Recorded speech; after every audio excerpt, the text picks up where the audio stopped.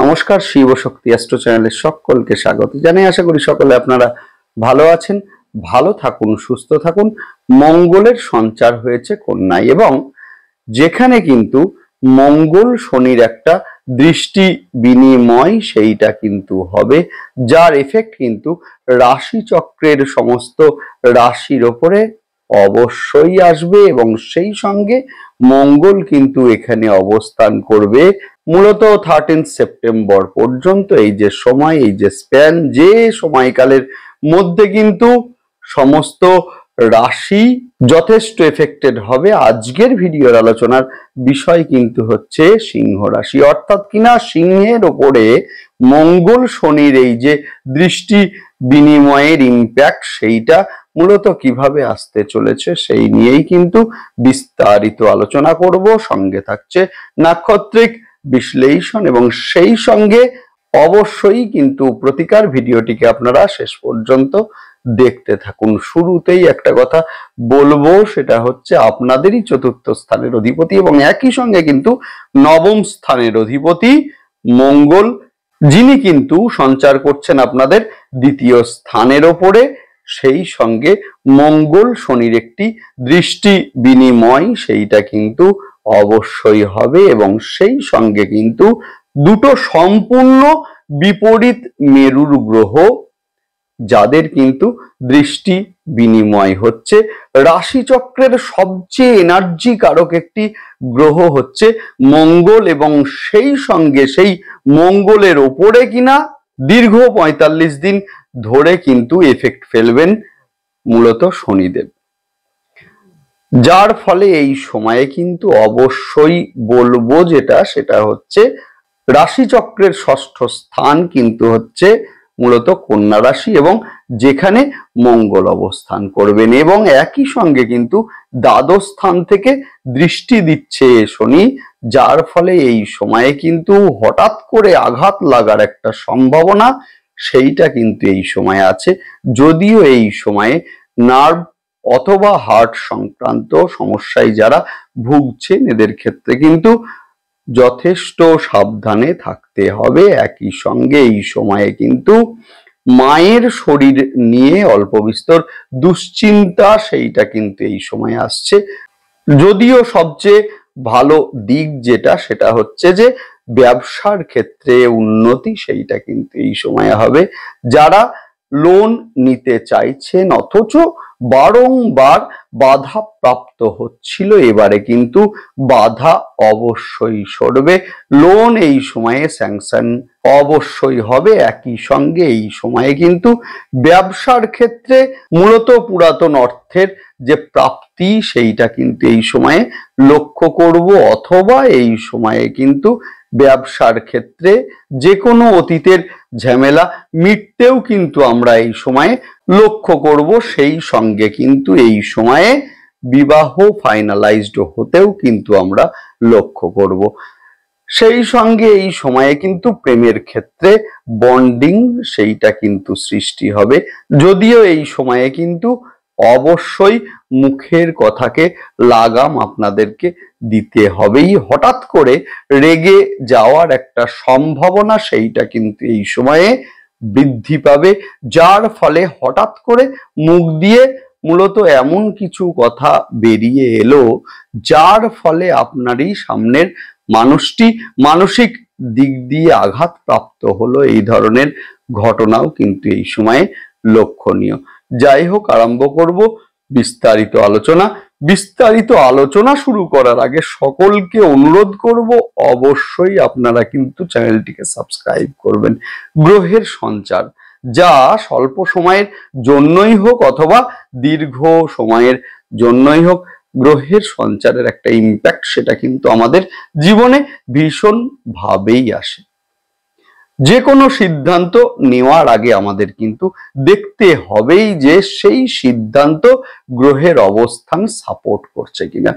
ধরুন আপনি একটি জবের সঙ্গে সংযুক্ত আছেন, আপনি চাইছেন যে জবটাকে এই সময়ে মূলত চেঞ্জ করবেন। এখন যদি সেই সময়ের গ্রহের অবস্থান সেই সিদ্ধান্তকে সাপোর্ট না দেয়, সেই ক্ষেত্রে কিন্তু জব স্যাটিসফ্যাকশনের একটা অভাব যা কিন্তু অবশ্যই এই সময়ে আসবে, অর্থাৎ কিনা যে কোনো সিদ্ধান্ত নেওয়ার আগে আপনাদেরকে দেখতে হবেই যে সেই সিদ্ধান্ত সেই সময়ের গ্রহের অবস্থান সাপোর্ট করবে কিনা। যদি করে সেই ক্ষেত্রে কিন্তু যে কোনো প্রতিকার ব্যতীতই আপনারা কিন্তু ভালো থাকবেন।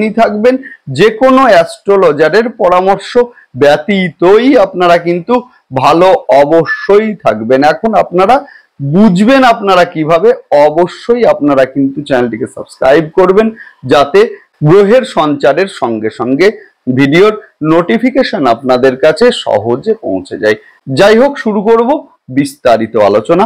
বর্তমানে কিন্তু সিংহের উপরে ধাইয়া চলছে, যথেষ্ট প্রবলেমের মধ্য দিয়েই কিন্তু এগিয়ে যাচ্ছেন সিংহ। একই সঙ্গে কিন্তু এই সময়ে ষষ্ঠ এবং সপ্তম স্থানের অধিপতি শনি, যিনি কিন্তু অষ্টম স্থানে অবস্থান করছেন, যার ফলে কিন্তু এই সময়ে জীবন যথেষ্ট পরিশ্রম বহুল হয়ে উঠেছে। ব্যবসা অথবা মূলত কর্মের ক্ষেত্রে স্থিরতার একটা অভাব যা কিন্তু এই সময়ে সৃষ্টি হচ্ছে, অথবা যে পরিমাণে পরিশ্রম আপনি এই সময়ে করছেন রিটার্ন কিন্তু এই সময়ে যথেষ্ট হ্রাস পেয়েছে। একই সঙ্গে সবচেয়ে বড় বিষয় হচ্ছে আপনাদেরই রাশির উপরে কেতু অবস্থান করছে। যদিও সিংহের উপরে যথেষ্ট ভালো ফল দিয়ে থাকে কেতু, যদিও যদি কারোর জন্ম ছকে কেতু শুভ অবস্থাতে থাকে এদের ক্ষেত্রে কিন্তু যথেষ্ট ভালো হবে। এখন যদি জন্ম ছকে ষষ্ঠ, অষ্টম বা দ্বাদশ স্থান সংযুক্ত হয়ে থাকে এদের ক্ষেত্রে কিন্তু মাঝে মাঝেই মানসিক একটা যে প্রেশার সেইটা কিন্তু এই সময়ে অবশ্যই আসবে। একই সঙ্গে কিন্তু মূলত আগস্টের প্রথম থেকেই মঙ্গল কিন্তু দ্বিতীয় স্থানে অবস্থান করবেন এবং মূলত 13 সেপ্টেম্বর পর্যন্ত অবস্থান করবেন, যার ফলে কিন্তু এই সময়ে হঠাৎ করে শরীরে আঘাত লাগার একটা সম্ভাবনা সেইটা কিন্তু এই সময়ে আছে। অবশ্যই বাইক আপনারা এই সময়ে সাবধানে চালাবেন। একই সঙ্গে এই সময়ে কিন্তু আগুন, ইলেকট্রিক্যাল ডিভাইস এবং সেই সঙ্গে ধারালো কোনো জিনিস থেকে সাবধানে থাকুন। একই সঙ্গে এই সময়ে কিন্তু আপনার নিকট কোনো মানুষ অথবা মূলত পরিচিত কোনো মানুষের মাধ্যমে এই সময়ে আর্থিক দিক থেকে বেশ কিছুটা প্রতারিত হওয়ার সম্ভাবনা কিন্তু এই সময়ে আছে, অর্থাৎ কিনা আর্থিক লেনদেনের ক্ষেত্রে এই সময়ে যথেষ্ট সতর্ক থাকুন। এই সময়ে মূলত পৈতৃক সম্পত্তির যে পেপারস এগুলো কিন্তু অবশ্যই আপনারা সাবধানে রাখবেন যাতে অবশ্যই আপনারা প্রয়োজনের সময়ে হাতের কাছে পেয়ে যান।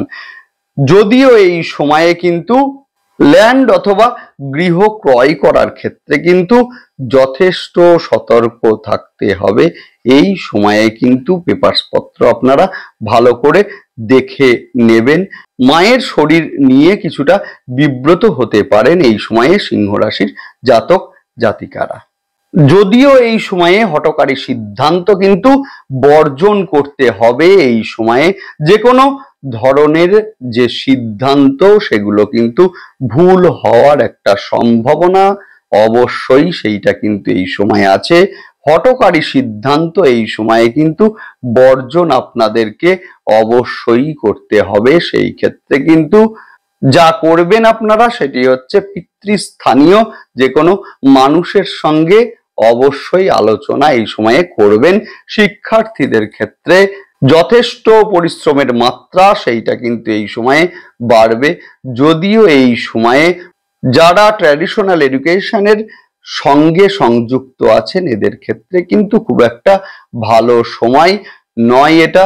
যদিও এই সময়ে ট্র্যাডিশনাল এডুকেশনের বাইরে গিয়ে যারা এই সময়ে কর্মমুখী শিক্ষার মধ্যে আছেন, হতে পারে ভোকেশনাল এডুকেশন অথবা মেকানিক্যাল ইঞ্জিনিয়ারিং, নার্সিং ইত্যাদির মধ্যে আছেন যারা, এদের ক্ষেত্রে কিন্তু যথেষ্ট ভালো সময়। এই সময়ে কিন্তু জন্ম ছকে যাদের মঙ্গল দ্বিতীয় স্থানে অবস্থান করছেন এদের ক্ষেত্রে কিন্তু যে কোনো পৈতৃক সম্পত্তি যার কথা হয়তো আপনি ভুলে গিয়েছিলেন অথবা জানতেন না, এই ধরনের যে পুরাতন সম্পত্তির এই সময়ে প্রাপ্তির একটা সম্ভাবনা, সেইটা কিন্তু এই সময়ে আছে। সেই সঙ্গে এই সময়ে কিন্তু ব্যবসার ক্ষেত্রে যে কোনো পুরাতন সমস্যার সমাধান সেইটা কিন্তু এই সময়ে অবশ্যই হবে, অথবা ব্যবসার ক্ষেত্রে দীর্ঘদিন আটকে থাকা কোনো অর্থের আগমন সেইটাও কিন্তু আমরা এই সময়ে লক্ষ্য করব। সেই সঙ্গে এই সময়ে কিন্তু প্রেমের ক্ষেত্রে এমন কিছু কথা মুখ ফসকে বেরিয়ে এলো যার ফলে কিন্তু আপনারই মূলত প্রিয় মানুষটি মানসিক দিক দিয়ে আঘাতপ্রাপ্ত হলো, এমন ধরনের ঘটনাও কিন্তু এই সময়ে লক্ষণীয়। লোন এই সময়ে স্যাংশন হতে আমরা লক্ষ্য করব, যদিও যে কোনো লোন নেওয়ার ক্ষেত্রে কিন্তু লোনের যে শর্তাবলী সেগুলো কিন্তু অবশ্যই আপনারা দেখে নিন, না হলে কিন্তু সমস্যা সৃষ্টি হতে পারে ভবিষ্যতের ক্ষেত্রে। সেই সঙ্গে এই সময়ে ধর্মীয় বিভিন্ন যে কোনো অ্যাক্টিভিটির সঙ্গে যারা সংযুক্ত আছেন, হতে পারে ধর্মীয় প্রতিষ্ঠান অথবা এনজিও, এদের ক্ষেত্রে কিন্তু যথেষ্ট ভালো সময়। এই সময়ে স্বামী অথবা স্ত্রীর ক্ষেত্রে কিন্তু যোগাযোগ বাড়বে। ফেসবুক, ইউটিউব ইত্যাদির মধ্যে যারা আছেন এদের ক্ষেত্রে কিন্তু জনপ্রিয়তা সেইটা কিন্তু এই সময়ে বাড়বে। একই সঙ্গে মনিটাইজেশন হতেও কিন্তু আমরা লক্ষ্য করব। নেক্সট আলোচনা করব নাক্ষত্রিক বিশ্লেষণ নিয়ে। শুরুতেই আলোচনা করব মঘা নক্ষত্রের জাতক জাতিকাদের সম্পর্কে। এই সময়ে কিন্তু বেশ কিছুটা ডিপ্রেশন আসতে লক্ষ্য করব আমরা।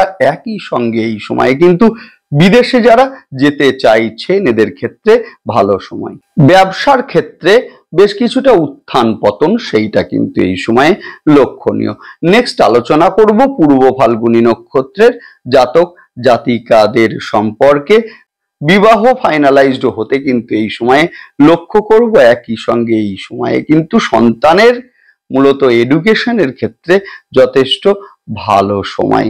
ধর্ম, আধ্যাত্ম, জ্যোতিষের প্রতি একটা আগ্রহ সেইটা কিন্তু এই সময়ে বাড়বে। নেক্সট আলোচনা করব উত্তর ফাল্গুনী নক্ষত্রের জাতক জাতিকাদের ক্ষেত্রে। এই সময়ে কিন্তু ব্যয় বাড়বে, একই সঙ্গে অবশ্যই আয়ও কিন্তু এই সময়ে বাড়বে। ল্যান্ড সংক্রান্ত ব্যবসার সঙ্গে যারা সংযুক্ত আছেন এদের ক্ষেত্রে কিন্তু যথেষ্ট ভালো সময়। এই সময়ে কিন্তু আয় এবং ব্যয়ের মধ্যে একটা ব্যালেন্স এইটা কিন্তু আপনাদেরকে রাখতে হবেই হবে। নেক্সট আলোচনা করব কিন্তু অবশ্যই প্রতিকার নিয়ে, যদিও তার আগে একটা কথা বলে রাখি, সেটা হচ্ছে এতক্ষণ যে আলোচনা হলো সেটি একটি সাধারণ প্রেডিকশন মাত্র। আসল কথা বলবে কিন্তু আপনার জন্ম ছক এবং জন্ম ছকে অবস্থানকারী গ্রহ এবং তার দশা এবং অন্তর্দশা। নেক্সট আলোচনা করব কিন্তু প্রতিকার নিয়ে। শুরুতেই একটা কথা বলবো, সেটা হচ্ছে মঙ্গলবার করে আপনারা অবশ্যই রুদ্রাভিষেকের সময় লাল জবা ফুল মহাদেবকে আপনারা অবশ্যই অর্পণ করবেন। সেই সঙ্গে এই সময়ে মঙ্গলবারে হনুমান চল্লিশা পাঠ আপনাদের ক্ষেত্রে বিশেষ উপযোগী হবে। গুরুত্বপূর্ণ যে কোনো কর্মে যাওয়ার সময় বজরংবলীর মন্দিরে একটি সিঁদুরের কৌটো দান করে যান। সেই সঙ্গে এই সময়ে সাতমুখী রুদ্রাক্ষ আপনারা অবশ্যই ধারণ আপনারা করতে পারেন। একই সঙ্গে মা দক্ষিণাকালীর ধ্যান মন্ত্র অবশ্যই আপনারা জপ করুন অথবা মোবাইলে চালিয়ে দিয়ে শুনতে থাকুন। সেই সঙ্গে সমস্যামুক্ত জীবনের জন্য রেমিডি পেতে ফেসবুক পেজটিকে আপনারা অবশ্যই ফলো করবেন, লিংক ডেসক্রিপশন বক্সে দিয়ে দেওয়া হলো। যাই হোক, ভালো থাকুন, সুস্থ থাকুন, সঙ্গে থাকুন এবং সেই সঙ্গে অবশ্যই আপনারা কিন্তু চ্যানেলটিকে সাবস্ক্রাইব করবেন। নমস্কার।